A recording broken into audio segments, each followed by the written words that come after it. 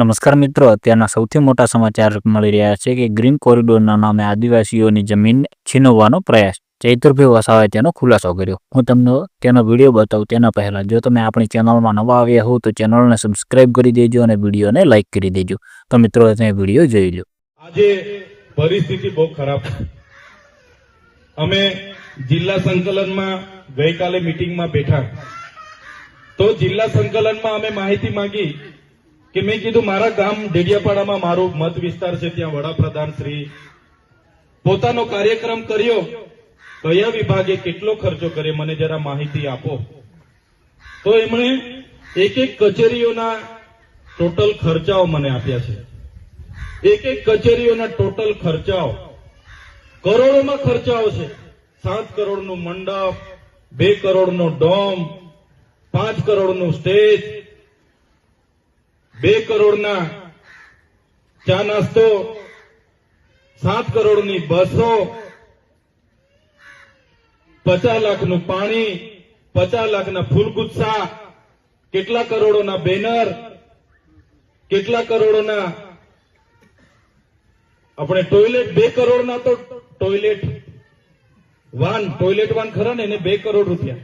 અહીંની બધી હોટલોમાં લાખો રૂપિયા બિલો ચૂકવ્યા છે. બધી હોટલ, રાજપીપળા, કેવડિયા, નેત્રંગની મહિન્દ્રા ક્લબમાં 18 લાખ રૂપિયા ચૂકવ્યા ને એક એક અધિકારીએ એક ટાઈમ ખાવા માટે એક ડીશના 3000 રૂપિયા.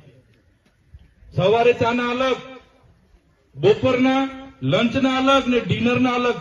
એક એક જણે 8,000 નું ખાધું એક દિવસ. 3,000 ની ડીશ. અહીંયા આપણા છોકરાઓ, અહીંયા ગોરદા આશ્રમ શાળા છે ને, એવી આશ્રમ શાળામાં આપણા છોકરાઓ ભણે છે. એનું મહિનાનું ફૂડ બિલ કેટલું આવે ખબર છે તમને? 2100 રૂપિયા. 2100 રૂપિયામાં એને આખો મહિનો, એમાં એનું રૂમની લાઇટ આવી ગઈ, પંખો આવી ગયો, એનું પાણી આવી ગયું, એનો બિસ્તરો આવી ગયો. 2100 રૂપિયા મહિનો એટલે 70 રૂપિયા પર ડે પડે. 70 રૂપિયા પડે ને. 70 રૂપિયામાં એની લાઇટ આવી ગઈ, નાવાનું પાણી આવી ગયું, પીવાનું પાણી આવી ગયું, એમાં સવારનો નાસ્તો આવી ગયો, બપોરનું જમવાનું, સાંજનું બી જમવાનું એમાં જ આવી ગયું, એમાં ગાદલું આવી ગયું, પલંગ આવી ગયું, બધું જ 70 રૂપિયામાં. મહિનાના 2100 રૂપિયા, એમાં સાબુ ને કોપરેલ જે તે બધું જ આવી ગયું. અને પેલા લોકો એક ટાઈમના 3000 ની ડીશો અહીંયા ખાઈને ગયા, કરોડોમાં ખાઈને જતા રહ્યા. તો મારે કહેવાનું એવું, મારો એનો ફોન આવ્યો, સાહેબ સિકલ સેલના અમારી જે અમને સહાય મળતી હતી સિકલ સેલની મળતી નથી. મેં અધિકારીને ફોન કર્યો કે ભાઈ સિકલ સેલ જે અમારા બાળકો પીડાય છે ને એમાંથી કાઢવા માટે, લીલી શાકભાજી ખાવા માટે જે આદિજાતિમાંથી ગ્રાન્ટ મળે છે કેમ તમે આપતા નથી? માર્ચ મહિનાથી કેમ બંધ છે? એને મને કીધું સાહેબ ગ્રાન્ટ નથી. આપણા બાળકોની શિષ્યવૃત્તિ છેલ્લા 2 વર્ષથી બંધ છે. પેલા અધિકારીને મેં પૂછ્યું કે ભાઈ કેમ તમે શિષ્યવૃત્તિ નથી આપતા? ગ્રાન્ટ નથી. આદર્શ નિવાસી અને તમામ શાળાઓમાં છોકરાઓને 2 જોડી કપડા આપવાના, બૂટ આપવાની જોગવાઈ છે. એ ગયા વર્ષથી મળ્યા નથી. મેં પૂછ્યું કેમ આપતા નથી? તો ગ્રાન્ટ નથી. અને અહીંયા તમે 50 કરોડના પ્રોગ્રામો તાઇફા કરીને અમારો ગ્રાન્ટ વાપરીને જતા રહો. કઈ કેટલું વ્યાજબી છે? આ પ્રોગ્રામ થયો આટલા બધા આદિજાતિના ગ્રાન્ટના, આપણા ગ્રાન્ટના પૈસા વાપરાયેલા છે. આ કોઈ નેતાના ઘરથી પૈસા નથી આવ્યા.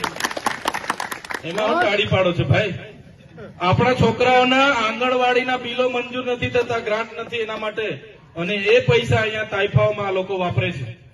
પેલા વિકાસ પર્વ કર્યું 15 દિવસ, પછી વિકાસ મહોત્સવ. તો મિત્રો તમે વિડીયોમાં જોઈ લીધું છે કે ચૈતરભાઈ વસાવા એક વાતનો ખુલાસો કરે છે અને એવું કહી રહ્યા છે કે મારા મત વિસ્તારમાં ડેડિયાપાડામાં જે આપણા નરેન્દ્રભાઈ મોદી આવ્યા હતા અને ત્યાં મીટિંગમાં કેટલો ખર્ચો થયો અને તેની પૂરતી માહિતી માંગી અને તેમને પૂરતી માહિતી પણ આપી અને એક કચેરીના ટોટલ ખર્ચાઓની લિસ્ટ આપી અને કરોડોના ખર્ચાઓ છે. તો એમાંના અમુક ખર્ચા કે 7 કરોડનું મંડપ, 2 કરોડનો ડોમ અને 5 કરોડનું સ્ટેજ અને 2 કરોડના ચા નાસ્તો. તો મિત્રો એટલી તો પબ્લિક પણ નથી આવી, તો ખર્ચો કેટલો આમણે ગણાવ્યો. તો મિત્રો આના વિશે તમારું શું કહેવું છે તે તમે જરૂરથી કોમેન્ટ કરજો અને જો તમે આપણી ચેનલમાં નવા આવ્યા હો તો ચેનલને સબસ્ક્રાઇબ કરી દેજો અને વિડીયોને લાઇક કરી દેજો, જેનાથી તમને આપણા બધા જ આવનારા વિડીયોની માહિતી મળતી રહે.